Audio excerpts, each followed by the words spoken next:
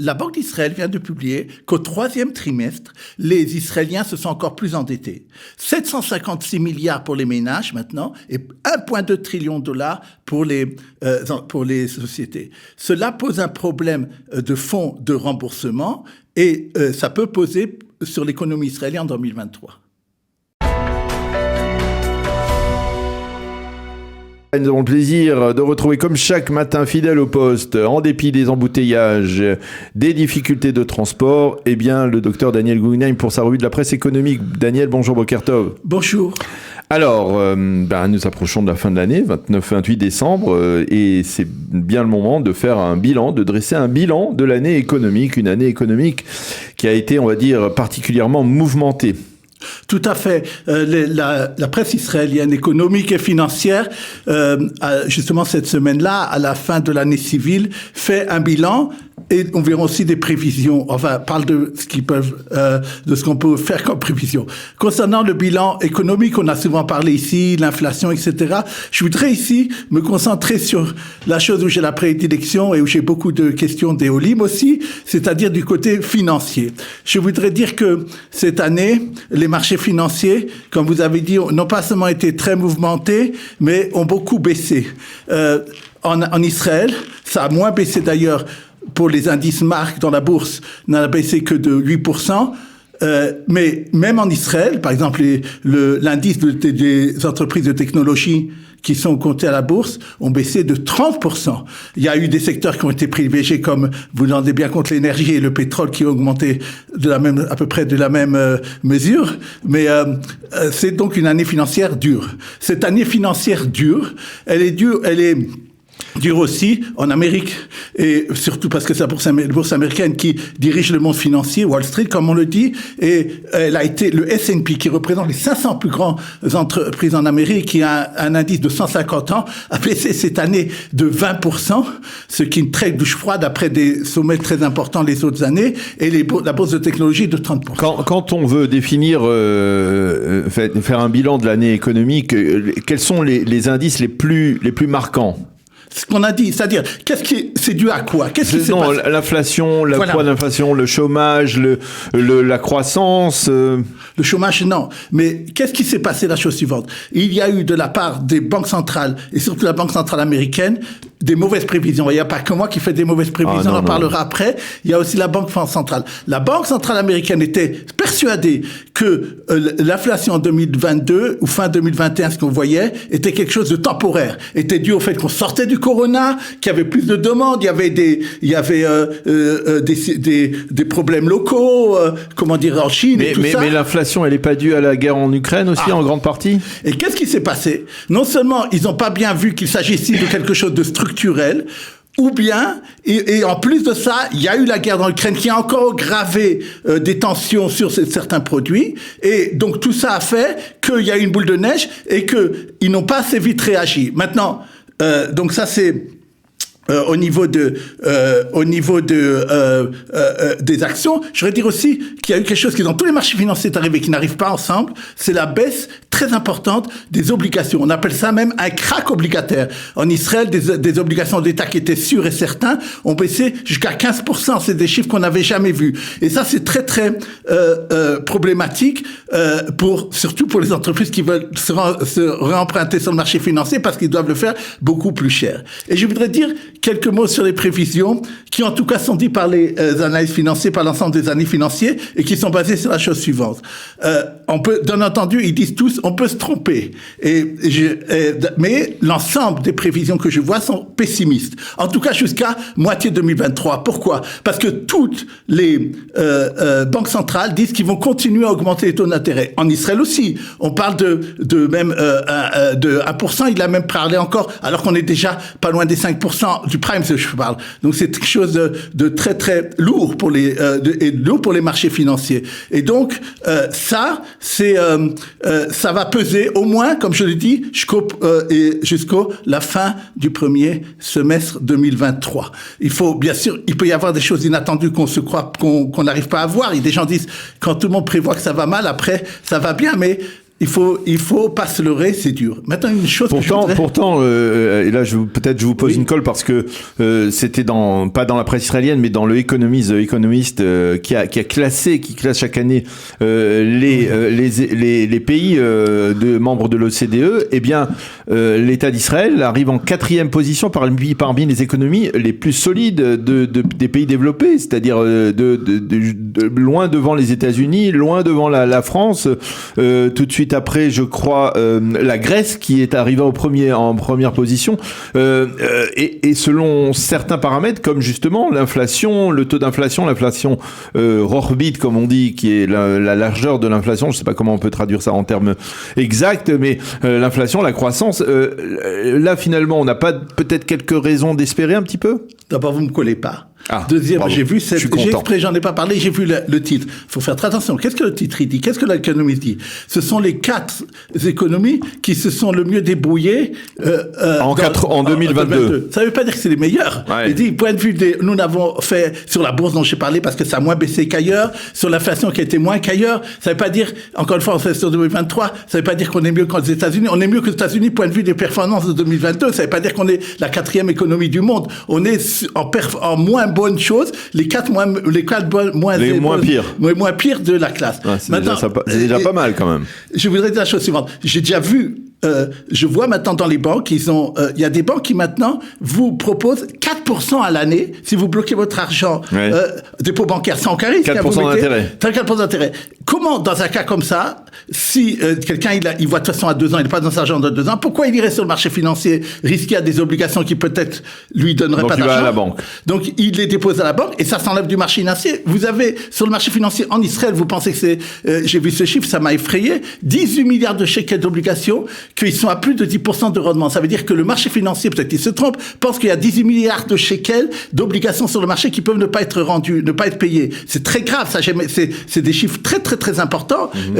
On appelle ça en hébreu tsuadu sifratit. Ça veut dire rendement jusqu'à la fin de l'obligation de entre 10, 40, 50% vous avez. Et ça veut dire que le marché financier ne croit pas que ces entreprises pourront rendre. Et ça, c'est un problème aussi. Une dernière chose que je veux dire pour les prévisions, parce qu'on me demande souvent aussi, et on croit que d'abord, je me trompe souvent. Deuxièmement, on croit que j'ai des lunettes de soleil. Non, soyez pas modeste. De ça, et j'en ai pas. C'est ce qui se passe sur l'euro shekel. Parce que moi, je vous ai dit ici que l'euro baissait. Je voyais même, pas seulement moi, c'était les banques, c'était les prévisions. On voyait bien en dessous du dollar. Il a été bien en dessous du dollar. On le voyait même pas très loin des 3 shekels. Et il remonte. Il était hier à plus de 3,70.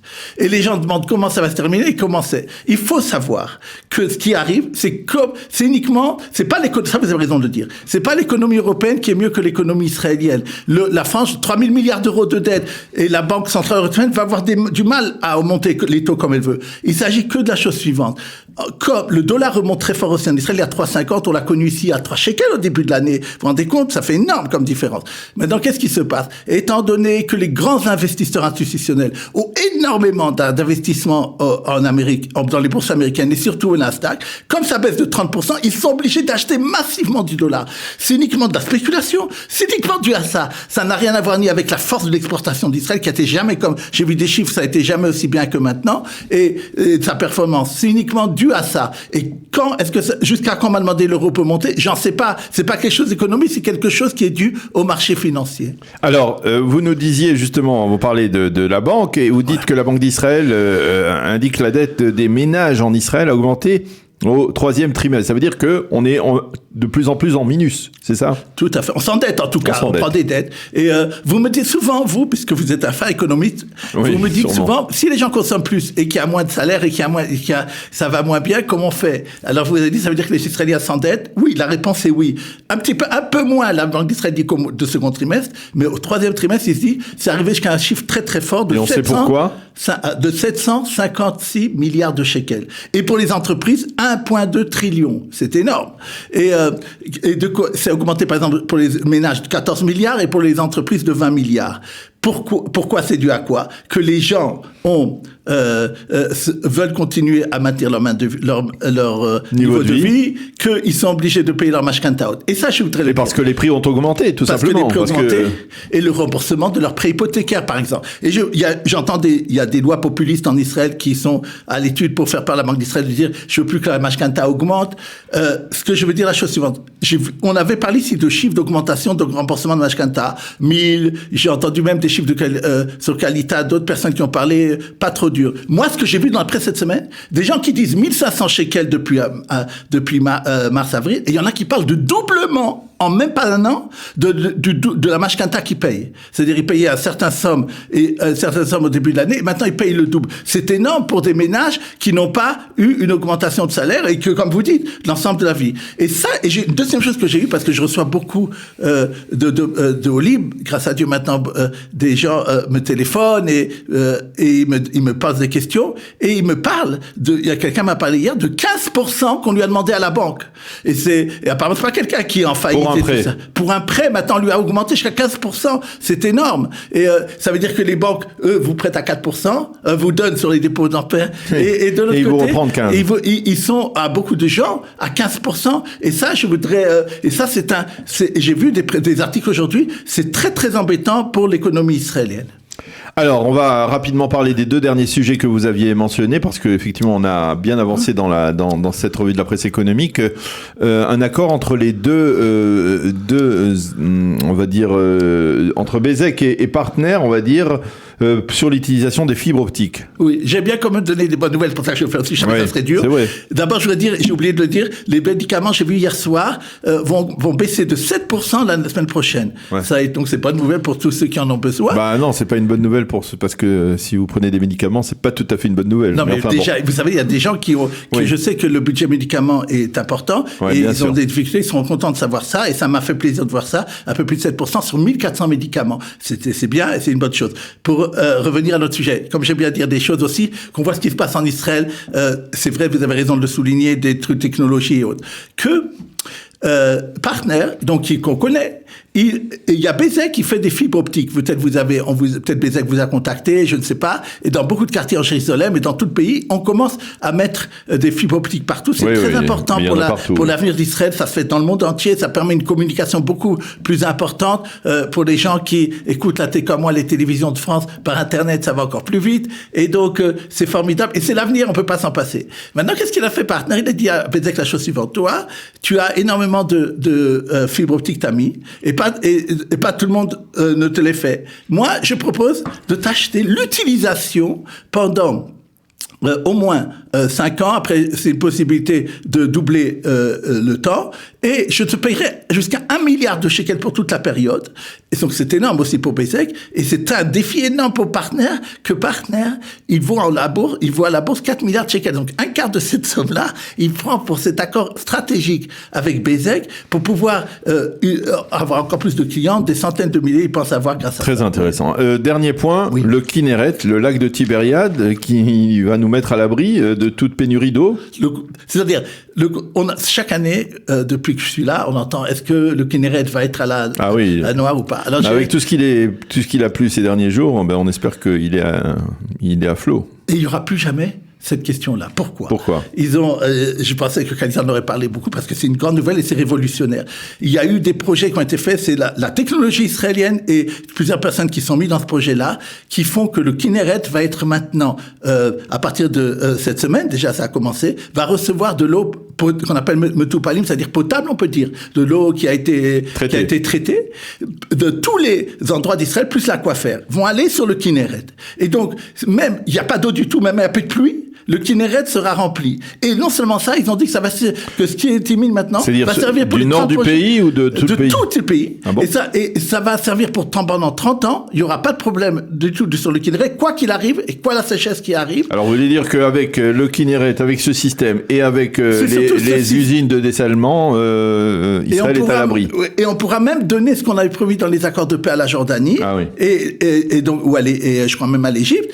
Et ça suffira. Il ne sera jamais un problème, et parce que on a fait cette chose-là qui met maintenant Israël à l'abri de tout problème au niveau de l'eau.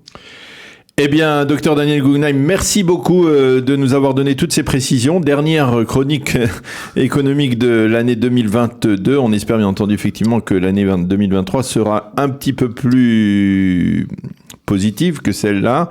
Vous ne le garantissez pas, mais enfin on espère tout de même.